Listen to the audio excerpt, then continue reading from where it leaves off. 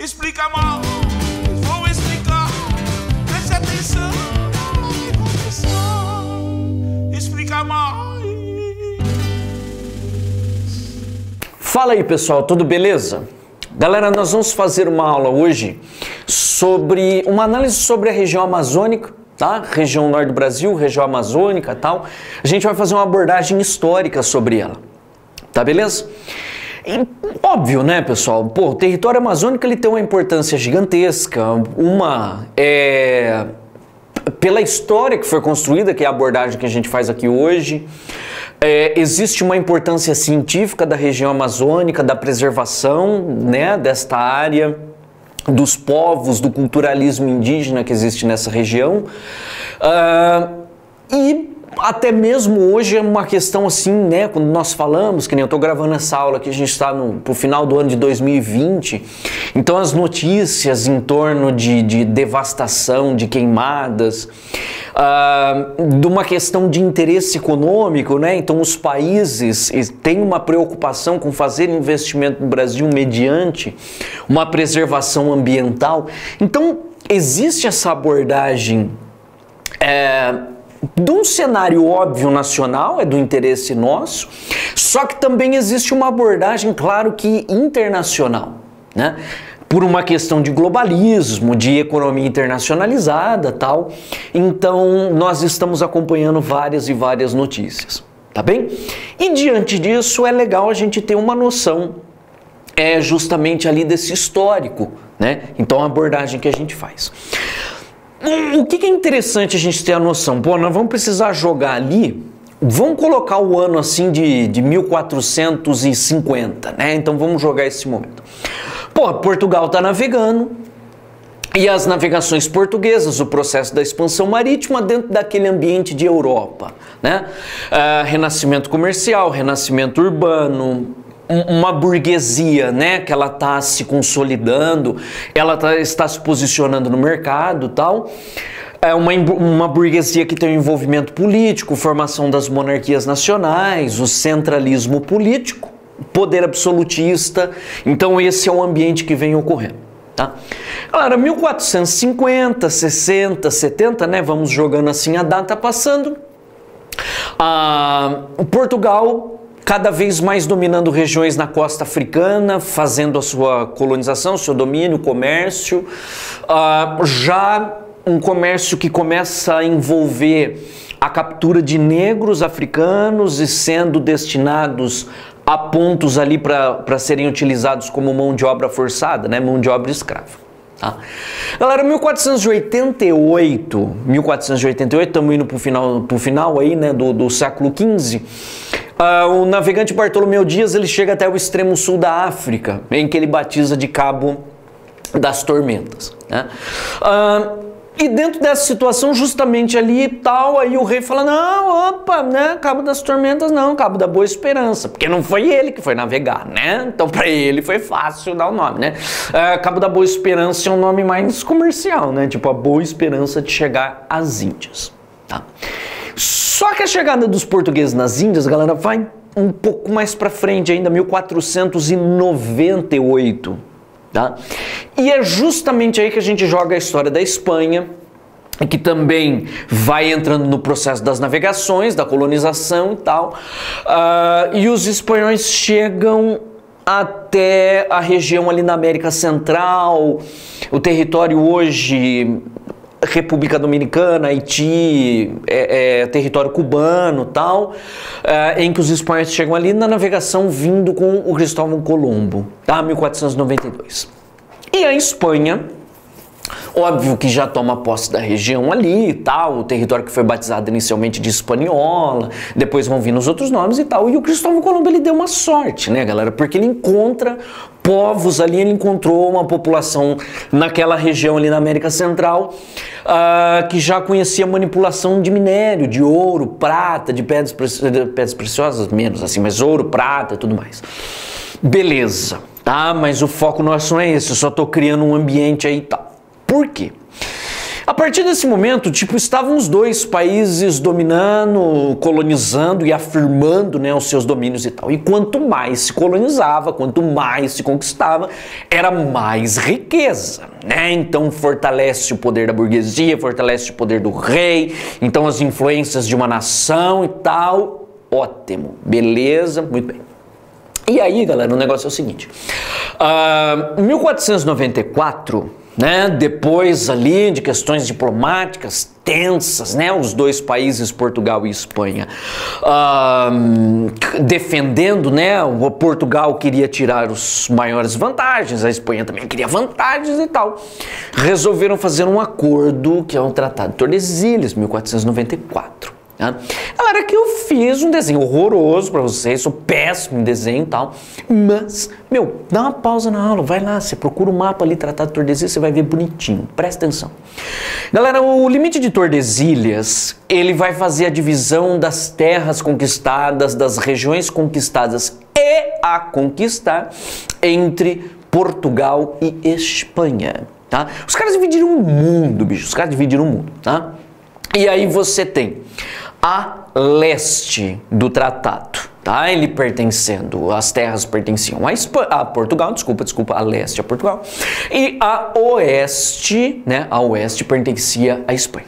Galera, os espanhóis, eles acabaram ficando com uma proporção imensa sobre a América, que o termo América, ele vai vir um pouco mais para frente ainda, vindo ali no século XVI, atravessando o século XVI, a expressão vai surgindo e tal, com a navegação do Américo Vespúcio, mas não é o objetivo nosso agora. Mas aí nós temos uma outra questão, que é esse tipo de domínio, galera. Então assim, os espanhóis ficaram com a região ali da América do Norte, América Central, vem para América do Sul e tal. E a região amazônica, galera, a região amazônica, o território ali, pegando a região do Pará, Amazonas e tal, era domínio espanhol, tá? Então ali era domínio espanhol. O que acabou ficando aos portugueses, a gente tem a região nordeste, vem descendo, e o limite de Tordesilhas vem até o sul de São Paulo aqui, né? Pegando ali uma divisazinha ali de São Paulo com o Paraná, mas é bem pequenininho ali, tá? O sul de São Paulo, pumba, acabou ali o limite de Tordesilhas, a área pertencente a Portugal, dentro desta região, que foi sendo chamada de Novo Mundo, depois do termo América, e os portugueses chegaram aqui e Brasil. Bom, pessoal, daí para frente, Portugal continua navegando, 1498 chega nas Índias, pô, comércio com as Índias, cravo, canela, pimenta, noz moscada, seda, perfume, uma loucura, e ó, dinheiro no bolso, né, maravilhoso.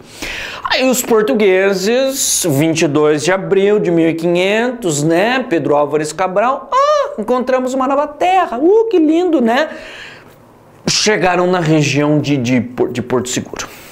Bom, galera, tem um monte de discussão que a gente não vai fazer aqui agora, o objetivo nosso é a região amazônica, então, né, mas eu só tô criando uma história.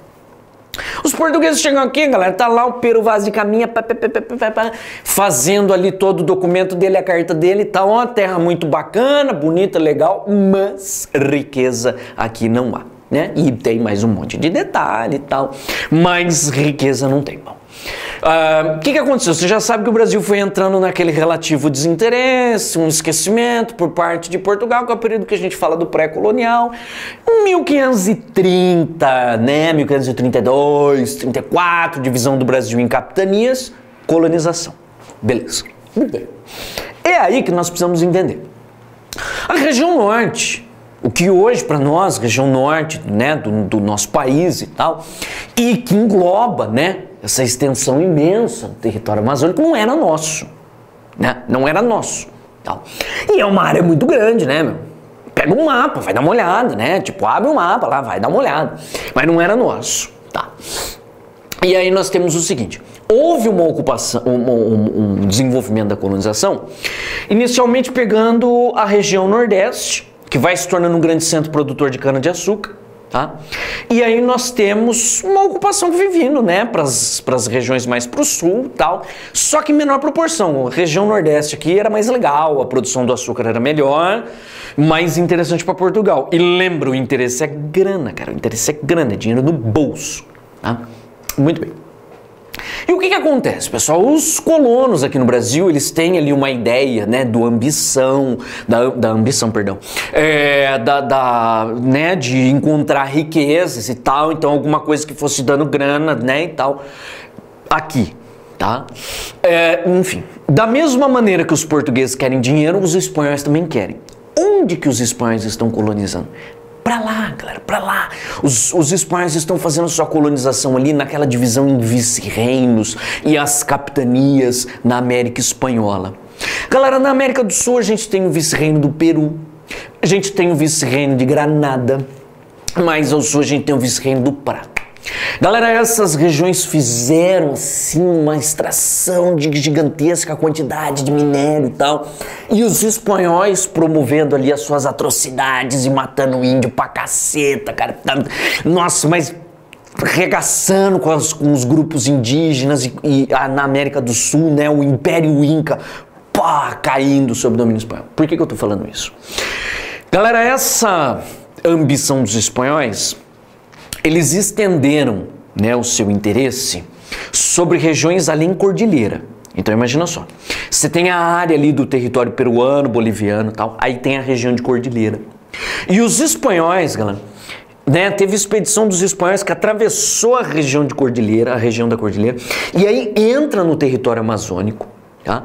Entra no território amazônico e vem fazendo uma série de viagens, galera, pegando ali toda a bacia fluvial da região amazônica e através do relato de grupos indígenas e tal, e vão procurando riqueza. Pessoal, não encontram. No encontro, você tem algumas expedições, uma delas Francisco Orellana e tal, e pô, não encontraram, né? Você não tem riqueza na região, riqueza aparente ali, tá um extrativismo. Então, beleza. O que aconteceu, galera? Algumas expedições dos espanhóis continuaram ocorrendo ainda, mas tipo, não valia muito a pena, não era muito legal, né? Era mais interessante continuar fazendo a exploração ali no território peruano, boliviano e tal, tinha muito mais coisa, mais riqueza. Alguns, então aqui ó, expedições é o que eu deixei no item aqui para vocês como expedição, e a gente tem algumas piratarias que estão ocorrendo também. Por exemplo, os franceses, ingleses, claro, receberam a notícia do Tratado de Tordesilhas, falaram, tá, beleza, guarda no bolso. Pessoal, por quê? A frase que é muito interessante aqui, na minha opinião, ela é um belo exemplo, resume muita coisa, é a frase de um rei francês, o Francisco I, em que ele fala o seguinte: diga-me onde é que Adão e Eva deixaram o mundo no testamento deles só para Portugal e Espanha, né? Porque quem falou que Portugal e Espanha tinham o direito de fazer essa divisão do mundo, né? Abençoada pela igreja, abençoada pelo Papa na época ali e tal, por isso que ele fala isso. Era o rei da França, Francisco I falou, nós vamos invadir, né? E pessoal, o Brasil, a parte que pertence a Portugal, foi sofrendo muita pirataria. Essa região que vai indo, né, para a parte mais ao norte aqui da América do Sul também foi sofrendo piratarias e tal, né? Foi sendo invadido ali e tudo mais. Pois bem, e os portugueses também vão dando uma passeada por essa região norte. E ficando, galera, os relatos das viagens portuguesas ali, assim, da grandeza da região, da beleza da região, dos rios imensos, né, galera? O susto que dava ali e tal, de ver os rios ali na região amazônica e tal, aquela coisa, né, enorme assim e tal. E com o passar do tempo, os portugueses vão indo, vão adentrando a região, vão ocupando, vão tendo contato com os grupos indígenas e beleza, né? Só que, galera, essa questão das piratarias aqui foi continuando, né? Ó, século XVI, os anos de 1500, aí vai passando os anos de 1600, né? Foi indo aí.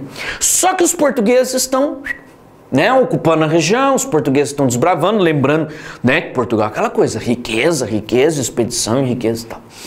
Algumas ocupações que vão vindo pela região amazônica, galera, então vem desbravando ali o território, né, hoje a gente chamaria ali de região do Pará, e vai avançando pela região amazônica, né, vão ocupando e fazendo a exploração das drogas do sertão.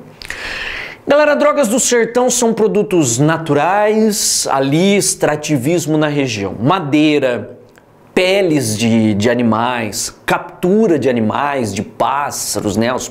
Ali na região amazônica. Ovo de tartaruga, galera, ervas medicinais, eu não lembro se eu já falei isso agora, mas enfim, e uma série de coisas que tinham um certo comércio, vendia na Europa, era interessante, chamava atenção, eram produtos com uma característica assim, né, de vinda da região dos trópicos, tinha gente que consumia porque falava que fazia bem para a saúde, tinha gente que comprava a madeira que saía da região para construções e tal, enfim, tinha comércio. Então vão fazendo essa exploração. Agora você presta atenção no detalhe. Com mão de obra indígena, cara, com mão de obra indígena. Você sabe muito bem que a colonização do Brasil, tanto na região de produção açucareira, quanto nessa região norte, foi usando mão de obra indígena. Zé, sobre um regime escravocrata, sobre um regime de imposição, né? Então existe uma imposição sobre o trabalho, sim, uma escravidão, tá? E você sabe muito bem que nessa região de colonização do açúcar, do ciclo do açúcar, século XVI e XVII, começou a ter um baita de um embate, galera, um conflito com os padres que vão chegando na região, os padres que queriam catequizar, formar as missões, as reduções jesuítas e tal. E isso também está ocorrendo na região amazônica. Tá? Existem padres que estão percorrendo a região, formando seus aldeamentos, as missões, as reduções ali e promovendo a catequização. Aí os padres e os colonos entrando num enfrentamento enorme. Pessoal, conforme foi passando do século XVI para o XVII, pô, é tempo, né, galera? Século é tempo para chuchu. Então passou os anos 1500, então foi 1560, 70, 80, opa! Presta atenção, 1580, União Ibérica, União das Coroas Ibéricas. Você sabe muito bem o que é a União Ibérica, não sabe? União de Portugal e Espanha sob o mesmo governo do rei espanhol, era o rei Felipe II, ele assume a monarquia portuguesa. Galera, se assumiu a monarquia portuguesa, digamos que a essência do Tratado de Tordesilhas ela foi se perdendo. Não vai me falar que o Tratado de Tordesilhas deixou de existir, que tá, você falar isso está errado. O Tratado de Tordesilhas foi perdendo a sua essência, né? Então aí nós temos uma integração, colonos da região aqui portuguesa avançando, desbravando, tal. Tanto é, galera, que no século 17, no ano de 1620, 21, foi formada uma divisão assim, né, do domínio português em duas áreas. Uma delas, galera, pegando a região mais ao norte aqui, que chamava assim, ó, Estado do Grão-Pará e Maranhão, cuja capital inicialmente foi na região ali de São Luís, depois acabou mudando para Belém, tal. Então aí você tem o Estado do Grão-Pará e Maranhão e o Estado do Brasil. Se você procurar um mapinha, você também vai achar, vai ficar chuchu pra você entender. Fechou? E aí você tem essa divisão. Ora, veja bem, já, né, tem uma ocupação. A região amazônica, ela é gigante, né, cara? Ela é gigante, ela é imensa. E esse território que é imenso, pai do céu, é óbvio que ele está sendo ocupado por grupos assim, relativamente pequenos e tal, mas existe um desbravamento sobre a área. Galera, esse desbravamento foi se estendendo pelo século XVII, século XVIII, muito embate entre colonos e padres vão ocorrendo.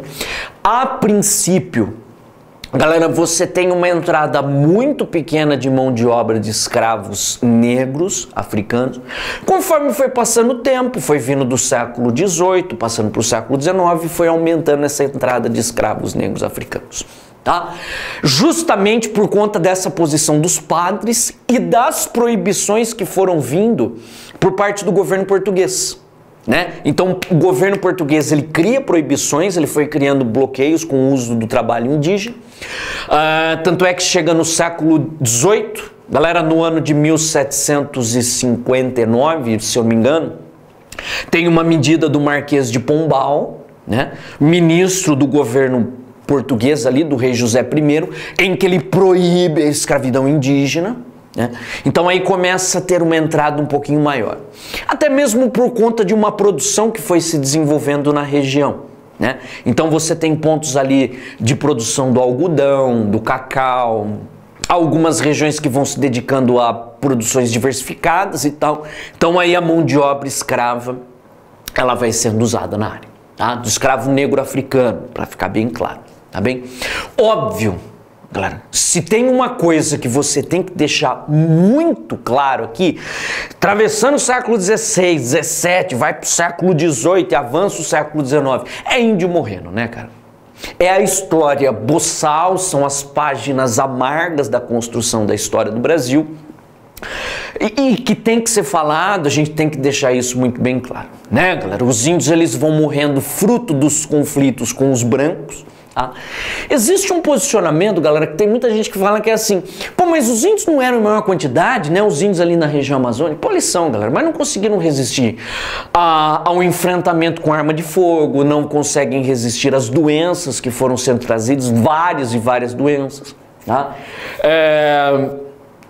Os próprios colonos, né? Então, isso foi feito tanto pelos portugueses quanto pelos espanhóis, óbvio que não só na região amazônica, mas em diversas regiões, em que você tem os próprios colonos estimulando o conflito entre os grupos indígenas, tá? Então isso também acaba provocando a devastação sobre a região, e muita gente morreu, né?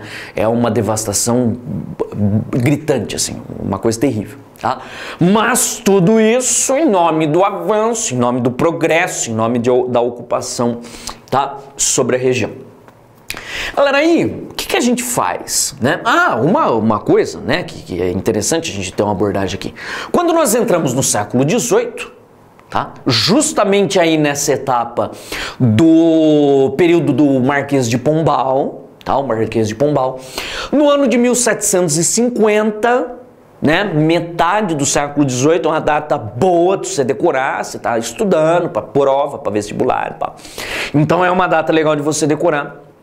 O governo português e espanhol fazem um acordo, né, tratado, né, dentro de um processo ali que a gente chama de Tratado de Limites, e aí a gente tem um tratado que tem que ser lembrado, que é o Tratado de Madrid, tá? Galera, o Tratado de Madrid, ele colocou fim ao Tratado de Tordesilhas, beleza? Aí os espanhóis acabaram reconhecendo a extensão do avanço brasileiro a oeste, tá? Então o avanço brasileiro a oeste, então seria assim, né, esta ocupação ao oeste, esse desbravamento. Então os portugueses tiveram reconhecido essa região. Vai se desenhando praticamente os limites do Brasil como é hoje, com exceção de alguns pontos e tal, como por exemplo a região do Acre, que foi incorporado ao Brasil, né, foi comprado da Bolívia no iniciozinho do século XX, né, galera, 1903 ali e tal, e alguns outros pontos e tal, vai descendo, tá? Mediante uma troca que foi feita entre Portugal e Espanha, que não é o objetivo nosso agora aqui na região sul. Tá? Então beleza, aí oficializou 1750 e tal. Existiram alguns probleminhas depois, alguns conflitos, principalmente no que se envolve a história aqui da região ao sul, mas também não é um objetivo nosso agora, tá? Mas galera, aí ó, agora esta imensa região, gigantesca região, é pertencente ao território brasileiro. E é relativamente pouco ocupada, assim, né? Você já tem vilas, existem alguns pontos ali na região norte, por exemplo, na região em que hoje é Manaus, desde assim do século XVI, do século XVII para o século XVIII, né, melhor dizendo, você tem uma ocupação ali na região de Manaus e tal, e distante pra caramba, né, galera, como por exemplo de Belém, algo em torno de 1.500 quilômetros, até um pouco mais, alguma coisa assim, não me recordo certo, mas enfim, né, distante e tal. E claro que é muito interessante você ter a ideia, assim, né, que a comunicação na região ali toda vem sendo feita por via fluvial, né, é um mecanismo ali. Tá? Aí nós jogamos pro século XIX, pô, 1822, independência do Brasil, né, e aí, galera, a independência do Brasil, ela foi feita, né, a história do Dom Pedro I ali e tal, independência do Brasil, né, tem todas as suas particularidades, só que também não é o interesse nosso aqui agora falar disso, mas enfim, o Brasil ficou independente. E era necessário comunicar as regiões brasileiras, né, então foi mandado comunicado para o sul do Brasil, para a região central do Brasil, e aí chega o comunicado lá na região amazônica, tá? Eu tô falando lá porque eu tô longe pra caramba da região amazônica, né, galera? Do Amazonas e tal. Eu tô no interior de São Paulo, cara. Interior de São Paulo. E esse comunicado, quando chega na região amazônica, cara, existia um grupo muito grande de portugueses na região. Ah, por que tinha português? Pô, porque o Brasil era colônia de Portugal, cara. Então tinha português pra tudo que era canto, né? Então tinha português lá. Na região norte, tá? E portugueses que tinham ali o seu comércio, tinham suas propriedades e tal, e um grupo de tropas portuguesas também na região amazônica, principalmente ali na região de Belém e tal, no território do Pará, né, que era chamado de Grão-Pará, galera, e eles eram fiéis ao governo português. Tá? Então esta região, galera, a princípio foi contrária à independência do Brasil. A princípio se manteve ali fiel ao governo de Portugal. Acabou sendo travado um conflito na região, galera, e que esse conflito foi solucionado em 23, né? Outras regiões também foram contrárias, tal, né? Mas ali, guerra de independência, aí o Brasil, veja bem, faz a sua independência, mantém a sua unidade territorial e uma nação livre agora, tal. E essa grandiosidade, você imagina, pessoal, o Brasil no começo do século XIX, cara, né? Então agora Brasil, a gente tá falando de Brasil, país livre e tal, só que olha a extensão do país, cara, pô, grande pra caramba, né? E a comunicação, tudo muito difícil, né, então a situação é essa. Tanto é, galera, que um país tão grande, um país com debilidade econômica, um país numa dependência com capital estrangeiro, em dívidas, principalmente assim com a Inglaterra, a situação do Brasil não era legal, né? Financeiramente ela não era boa. E a gente tem uma revolta estourando na região ali do Pará, né, do chamado Grão-Pará, chamada cabanagem. Galera, um movimento de gente pobre, de camponeses ali, né, de pessoas ribeirinhas e tal, que viviam sob uma situação terrível, assim, tensa, subjugados pelos mandatários, pelos proprietários de terras, subjugados por aqueles que tinham influências, né, influência política e tal, e houve uma rebelião do povo, gente, uma rebelião ali da raiva, do ódio contra os governantes e a repressão e a opressão que eles sofriam, né? E galera, foi uma revolta assim que ela foi massacrada pela força militar brasileira, né, na época a Guarda Nacional e a Marinha e tal, e você tem um volume imenso, né, são milhares de pessoas que morreram ali na região, então é um histórico, né, cara, pra você ter uma noção, assim, são negros, mulatos, indígenas e tal, e gente pobre que foi massacrada na área, tá? Galera, um pouco tempo depois ainda no século XIX, então a gente sai aqui de 1835, a gente vai para 55, né? E nesse momento, é por volta, tá, galera? Que é assim, mais ou menos, eu coloquei um momento assim da época do Mauá, né? A era Mauá. O Mauá é um cara legal, né? Um visionário, um empreendedor, um capitalista. O Mauá é um cara que ele fez muitos investimentos no Brasil em parceria com capital estrangeiro e tal. Galera, o Mauá ele trouxe muita coisa pro Brasil, né? Ele montou banco, montou indústria, montou estaleiro, companhia de iluminação pública e tal.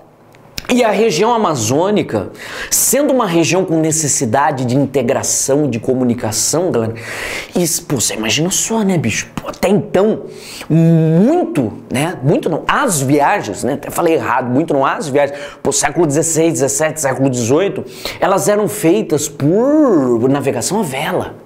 Pô, mas agora, galera, século XIX, né? A época ali de invenções, a época de modernidade, de segunda revolução industrial, dos motores de tecnologia, aí você passa a ter a navegação a vapor, os navios com navegação a vapor. Galera, aí existe investimento no Mauá, navegação a vapor feita ali na região amazônica. Tá? Galera, na verdade, para você, vamos supor, ali do território de Belém, da região de Manaus e tal, né? Você conseguia ter um deslocamento mais rápido, né? Óbvio, tá mais ao norte do Brasil, né? Mas você conseguia ter um deslocamento mais rápido até a Europa, até Portugal, do que, por exemplo, uma embarcação que saía do Rio de Janeiro, tal, que era a capital do Brasil, né? Então aí vai tendo nessa conexão. E eis, galera, que a gente dá um pulinho aqui, ó, pro final do século XIX, nós vamos colocando assim 1880, 85. E galera, aí aqui entra uma outra questão que é muito interessante, que é o látex, né? Gente, a extração do látex não foi descoberta aqui. Tá? Os nativos, né, os indígenas já faziam exploração do látex em momentos antes e para uso deles e tal. Os portugueses, né, desbravamento português, que vai ocorrendo no século XVII, né, século XVI para XVII e tal, alguns portugueses faziam ali a extração, né, e tal, mas assim pequena. Só que é justamente nesse ambiente que eu acabei de falar para vocês, de segunda revolução industrial, de indústria química, né, de avanço tecnológico muito grande, que aí nós temos o processo de vulcanização da borracha. E o que chama muito a atenção passou a ser a produção do pneu, né, para os automóveis, né, então a invenção do motor a combustão, a invenção do automóvel, o pneu, né, que passa a ser um componente muito interessante para, né, o melhor funcionamento, o deslocamento dos automóveis e ficar mais confortável ali o traslado, né? E sem contar que o látex ele podia ser acoplado e ser utilizado em outras produções, né? E a indústria, pô, galera, necessitava de matéria-prima. E no Brasil, região norte, nós temos uma grande extensão dessa matéria-prima, né? E vai ocorrendo uma grande ocupação sobre a área, galera. Um negócio que se mostrava milionário, galera, um negócio milionário, atraindo a atenção, atraindo o interesse de pessoas da Europa, de investidores dos Estados Unidos e tal, e chamando a atenção e ocupando a região. Muita gente do Nordeste, galera, o Nordeste, nesse momento aqui no final do século XIX, galera, transitando para o século XX, o Nordeste viveu momentos assim de seca terríveis, uma pobreza gigantesca, as pessoas necessitando, né, de alternativas de trabalho. Então uma das alternativas passou a ser sair da região Nordeste, né, do sertão nordestino e buscar esse trabalho na região amazônica. E é óbvio, né, galera, aí vem o trabalho na região amazônica, aquela coisa de enfrentar as doenças, insetos, ataque de animal, conflito com grupos indígenas, né? Era perigoso, mas enfim, as pessoas precisando viver e tal, e fazendo ali a exploração do látex. Galera, um grande contingente vai se deslocando pelo território amazônico e acaba entrando na região que hoje é o Acre, né?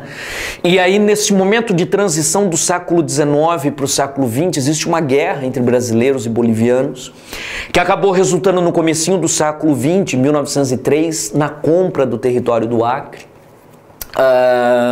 pelo governo brasileiro. E essa compra ocorreu justamente pela ideia, né, de ser uma área próspera, um negócio muito bom, um negócio, né, que trazia ocupação, que trazia riqueza, desenvolvimento e tal, e era um negócio atrativo. Muito bem. Galera, nós temos a construção de uma ferrovia, que rasgando um projeto assim muito audacioso, tal, rasgando a região amazônica, é a ferrovia Madeira-Mamoré, tá? Para fazer ali essa extração do látex e tal. Só que por que nós falamos que é um primeiro ciclo? Galera, porque ingleses, né, conseguiram passar a mão em sementes aí da seringueira, né, galera? E levam para a Ásia, para a região dos trópicos ali na Ásia, tal, região da Malásia e tal, e passam a fazer a plantação, galera, da árvore, né, da seringueira. A região amazônica, galera, é uma árvore natural, né, faz parte ali do ambiente e tal, então não existe uma plantação. Então as pessoas iam fazer uma extração ali, uma ação extrativista. Na Ásia, então passou a ter plantação. Ou seja, os ingleses passaram a ter uma quantidade muito grande do látex, acabam dominando o mercado, o látex inglês passa a ter até um preço melhor, né, em relação ao látex brasileiro, e isso acabou criando uma decadência, né, teve um forte declínio dessa extração no Brasil, e aí, né, acabou gerando falência de muitas pessoas, o abandono de muitas propriedades e tal ali na região. tá beleza? Galera, a indústria Ford, né, ela monta, na verdade, me expressei errado, ela monta, na verdade, uma ocupação ali na região norte do Brasil, na região amazônica, foi batizado de Fordlândia, né, em que a intenção era promover, né, uma ocupação, um trabalho, a exploração ali para atender a indústria de carro, né, as indústrias Ford, uma exploração gigantesca dos trabalhadores que estão ali, né, imensa. Você vai falar assim, nossa Zé, mas por que uma exploração imensa? Porque no Brasil não tinha nem legislação trabalhista, né? Você está ligado, legislação trabalhista é a partir dos anos 30, era Vargas e tal, trabalhador urbano ainda, trabalhador urbano, do campo não. Tá. Muito bem. Aí, galera, o que aconteceu? Né? Nós damos um pulo, vamos pro Vargas, governo Vargas, 1942, é a época do Estado Novo. Eita, Brasil entrou na guerra. Segunda Guerra Mundial. Né? Não é a ideia nossa aqui falar da guerra, mas é o ambiente do Estado Novo. Tá? Os Estados Unidos, parceiraço do Brasil.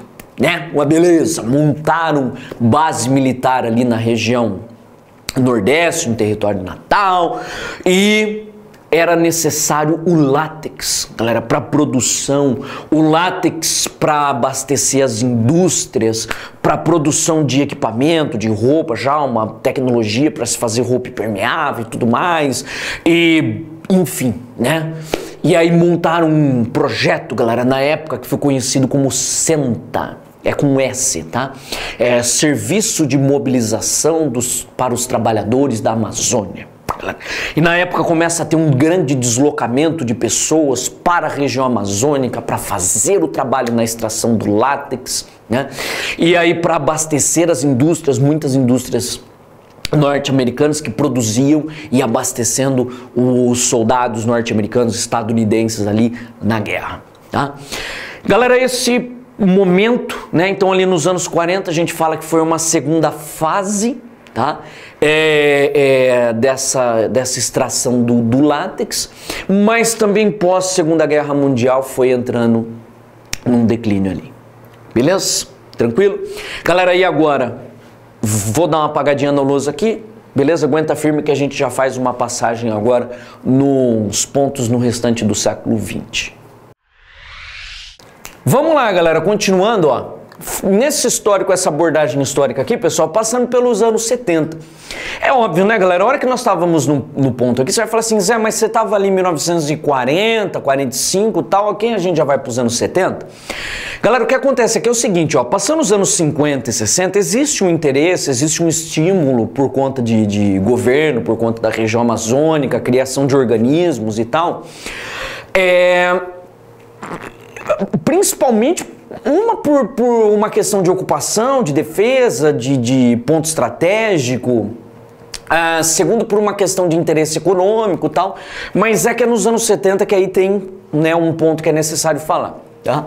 Galera, quero você chamar o período dos anos 70, né, começando em 1964 e indo até 1985, então quero você chamar de governos militares ou de ditadura, tanto faz, né? O período aqui dos anos 70, galera, atravessando ali ao governo do presidente Médici, depois o governo do Geisel e tudo mais.